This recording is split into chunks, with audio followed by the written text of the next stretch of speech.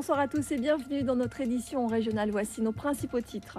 Le passage d'Auto sur soutenir les actions déjà engagées telles que la rénovation et accompagner de nouveaux projets. Et l'invité de ce journal est le président du BTP de la Guadeloupe, José Gadarcan. Des pluies torrentielles se sont abattues sur notre île la nuit dernière. La tempête tropicale Auto n'a pas fait les choses à moitié puisqu'elle a touché aussi la Martinique et les îles du Nord en se déplaçant. La région bastérienne a été particulièrement malmenée. On enregistre des dégâts dus aux inondations. Des routes ont été coupées et 3 personnes âgées ont été évacuées dans le bourg de Baïf. État des lieux avec Thierry Philippe. Et ces intempéries n'ont pas épargné la côte sous le vent, montée des eaux et routes endommagées là encore. Le petit port de pêche de Ferry-Adé a subi quelques dégâts. Le préfet de région Jean Fabre s'est rendu sur place pour constater la situation. Voyez le reportage de Jean-Marie Mavounzi. Et à Saint-Martin, c'est de la pluie en continu ou presque depuis 2 jours avec de fortes averses également et de très importants cumuls d'eau. Certaines portions de route ont été inondées et devenues par moments impraticables. Des maisons ont également été envahies par la montée des eaux. Tous les établissements scolaires ont été fermés. Nous allons faire un point sur cette situation assez difficile pour la population avec le préfet délégué aux îles du Nord, Jacques Simonet. Bonsoir Monsieur Simonet, vous êtes en direct avec nous par téléphone. Tout à fait, bonsoir. Alors, avez-vous recensé des dégâts particuliers à Saint-Martin ? Écoutez, nous sommes en train de le faire. Comme vous l'avez rappelé, il y a eu des pluies tout à fait exceptionnelles puisque c'est à plus long terme. Monsieur Simonet, pour conclure, est-ce que la situation est identique à Saint-Barthélemy ? Écoutez, à Saint-Barthélemy... Merci beaucoup, Monsieur Simonet, pour votre intervention et pour toutes ces précisions. On rappelle donc que les écoles restent fermées jusqu'à lundi. Jusqu'à lundi matin. Merci beaucoup. Au revoir. Et puis la Martinique a également été concernée par ces intempéries. Les fortes pluies ont là aussi occasionné des inondations et des dégâts. À Fond-la et à Chalchères, des habitants ont tout perdu. On dénombre 300 sinistrés. L'heure est au nettoyage et à la solidarité. Voyez le reportage de Jean-Luc Paul Joseph et Christian-Auguste Charléry. Justice à présent avec cette affaire de proxénétisme. Cet après-midi au tribunal correctionnel de Pointe-à-Pitre, 11 personnes sont jugées pour proxénétisme aggravé, donc des faits qui se sont passés entre 2003 et 2006. Un réseau qui a été démantelé il y a 3 ans. L'audience est toujours en cours. Je vous propose de retrouver sur place Ludivine Guillolet. Les professionnels du BTP veulent alarmer l'opinion et les pouvoirs publics sur la situation de leur activité. Ils ont tenu ce matin à dénoncer les difficultés auxquelles ils sont confrontés. Ils ont par ailleurs lancé un appel aux collectivités pour trouver à court terme des solutions concrètes pour sortir le bâtiment et les travaux publics de cette crise.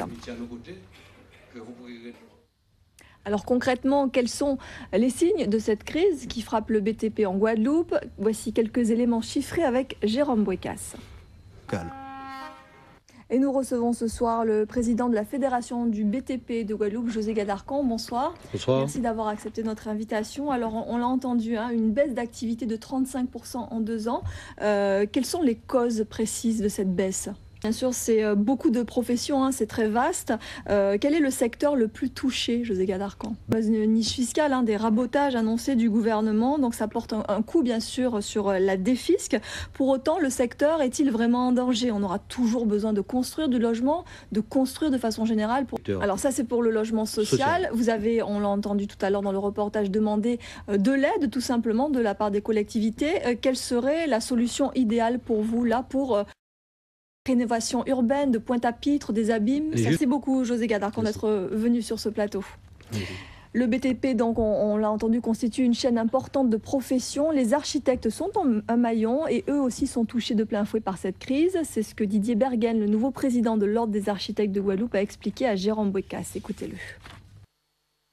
En bref, à 3 semaines du départ de la route du Rhum, la promotion des Rhums guadeloupéens à Saint-Malo est assez mal engagée. L'espace commercial prévu par Montebello, soit 1200 m² sur les quais de la cité corsaire, est finalement retiré du programme officiel. Des sources concordantes, on indique que le promoteur de l'opération ne serait plus en mesure de remplir ses obligations financières. Mise en cause, la distillerie Montebello réfute toute participation à cette opération et indique avoir simplement autorisé l'usage de son nom commercial. Un chiffre à présent, 2,5 millions d'euros, c'est l'engagement de la région envers l'Université des Antilles-Guyane. Cette somme traduit la volonté de faire de l'UAG un pôle de référence dans la Caraïbe. Un nouveau contrat d'objectifs quadriennal officialise ce partenariat. L'amélioration des infrastructures et la mise en œuvre de nouveaux projets pour renforcer la formation universitaire sont au cœur de ce vaste chantier. Voyez le reportage de Patrice Gonfier et de Bruno Panciovillon. Les fans de la série El Diablo diffusée sur nos antennes connaissent forcément l'un des principaux acteurs de la série, Jean-Carlos Canella. Également chanteur, il donne 2 concerts exclusifs en Martinique, 2 concerts déjà complets dans les locaux de RFO en Martinique et lors d'un déplacement à la mairie de Schœlcher. Il a quasiment provoqué une émeute féminine. Voyez le reportage de Franck Zozor et de Guillaume Fraissinet. Voilà, et c'est la fin de cette édition. Merci à vous de nous avoir suivis. À 20h15, Le Pressentiment, un film français. 21h55, Prolongation, votre magazine foot présenté par Eddy Goulabcan avec tous ses invités et ses chroniqueurs. Et puis à 22h30, un documentaire, Tous gastronomes. Demain, à 13h, vous retrouverez Éric Rayapin. À 19h30, vous serez accompagné par Jérôme Boicas. Je vous souhaite de passer une très belle soirée, un très bon week-end.